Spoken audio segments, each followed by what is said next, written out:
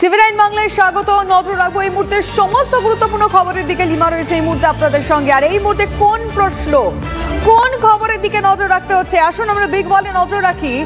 Area দহের Jayanta Singh কোথায় রয়েছে, এই সংক্রান্ত বেশ কিছু প্রশ্ন আমরা এই মুহূর্তে বিগ বলে রাখবো। কোথায় রয়েছে আরিয়া দহের জয়ন্ত সিং, আর কি কি তথ্যের দিকে নজর।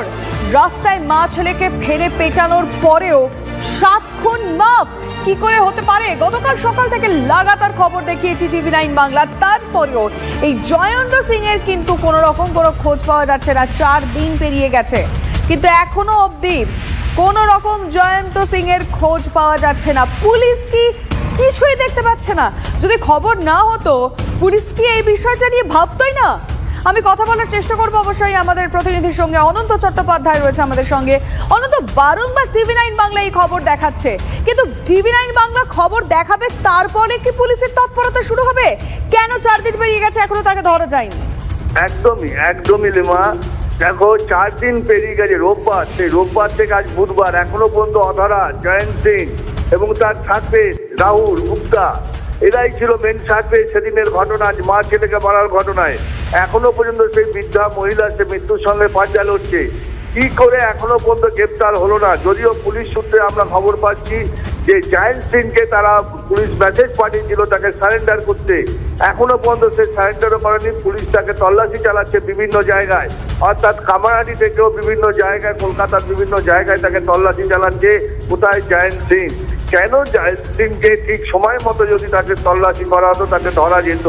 তবে এই ঘটনায় কিন্তু যথেষ্টই কিন্তু ক্ষোভ ছড়াচ্ছে আরিয়াদহ এলাকায়।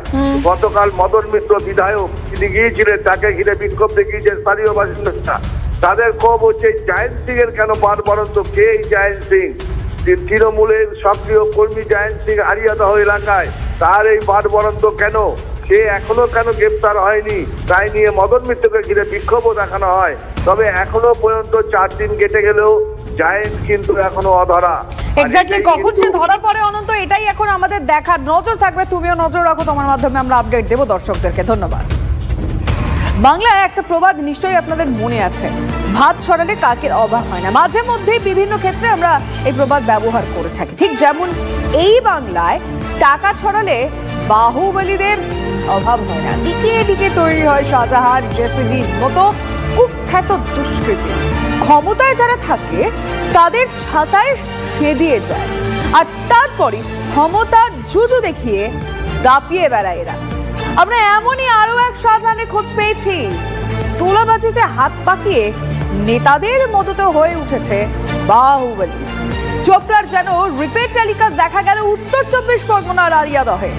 চিনে নিন এই আরিয়াদহের শাহজাহান জয়ন্ত সিংকে।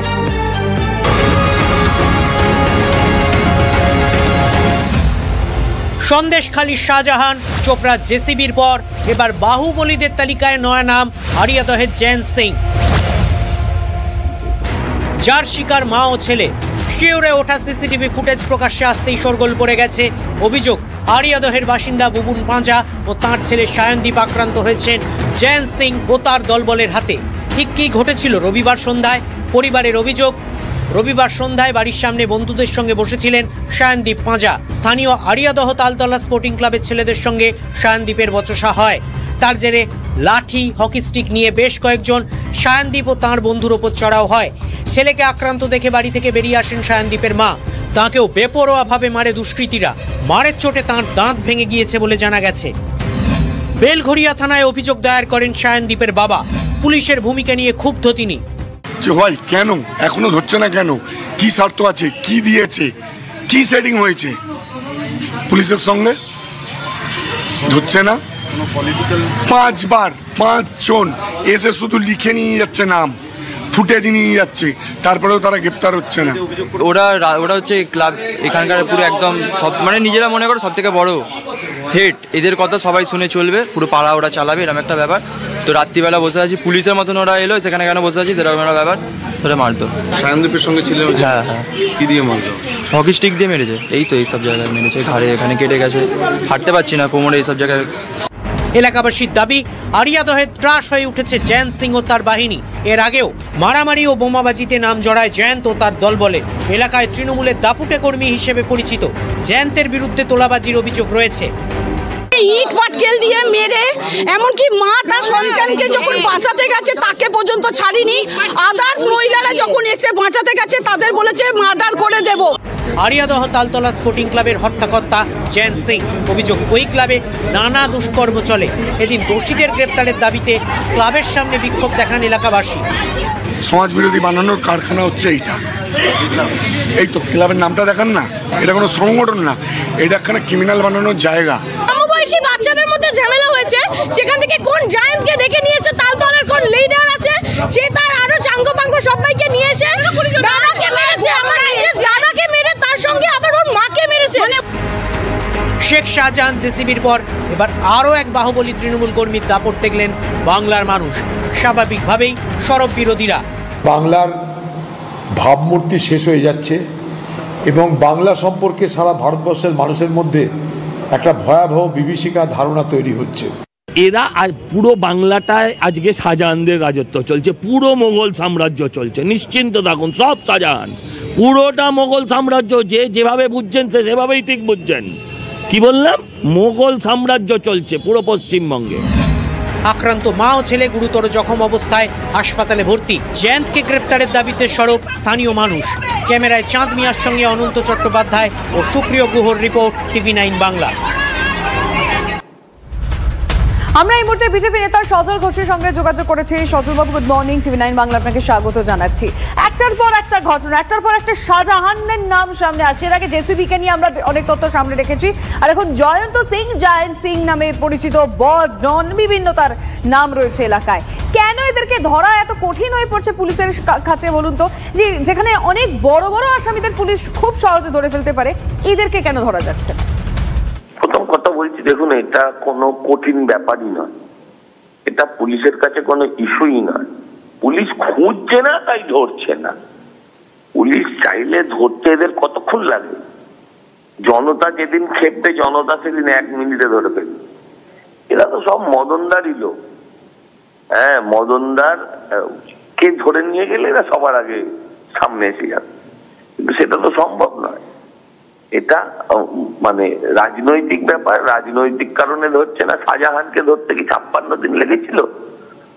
শাহজাহান অনেক আগেই ওদের সেফ কাস্টডিতে ছিল, পুলিশের সেফ কাস্টডি। ঠিক সেরকম ভাবে দেখুন এদেরকে ধরছেন। এখন হাওয়া গরম, বাজার গরম, এখন ধরছে না, 2 দিন বাদে সারেন্ডার দেখাবে, তারপরে বেল দিয়ে দেবে। এসব আমাদের জানা বোঝা হয়ে গেছে, একই চিত্রনাট্য প্রত্যেকবার। বেশ, অনেক ধন্যবাদ আপনাকে। বিজেপি নেতা সজল ঘোষের সঙ্গে আমরা কথা বললাম, তিনি তার মতামত জানালেন। নজর অন্যান্য খবরে।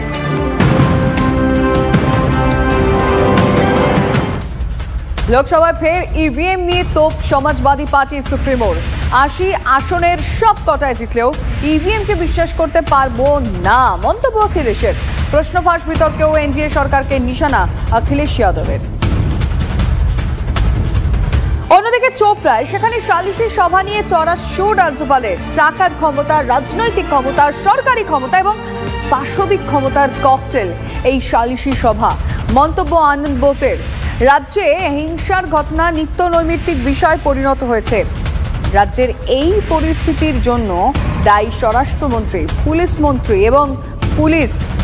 এক্স মাধ্যমে পোস্ট রাজ্যপালের।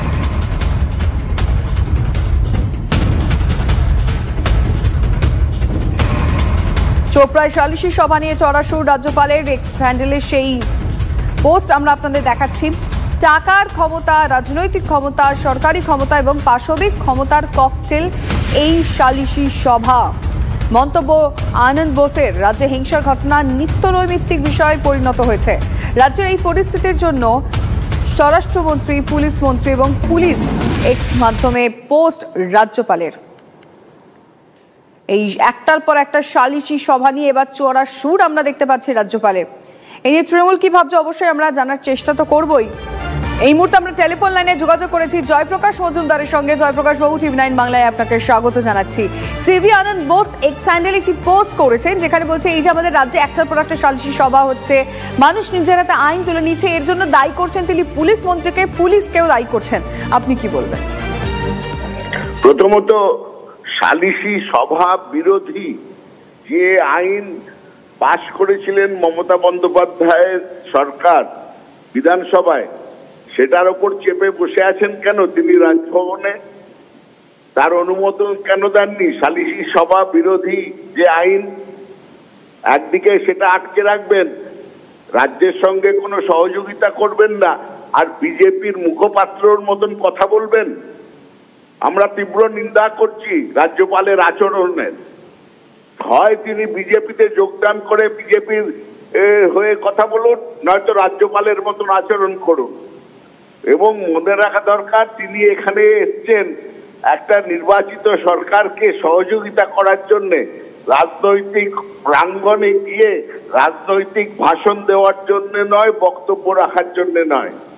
দ্বিতীয়ত, চোপড়ার ঘটনায় সঙ্গে সঙ্গে অভিযুক্তকে গ্রেপ্তার করা হয়েছে এবং সেখানকার চোপড়ার MLA কে দল থেকে শোকজ করা হয়েছে তার বক্তব্যের জন্য।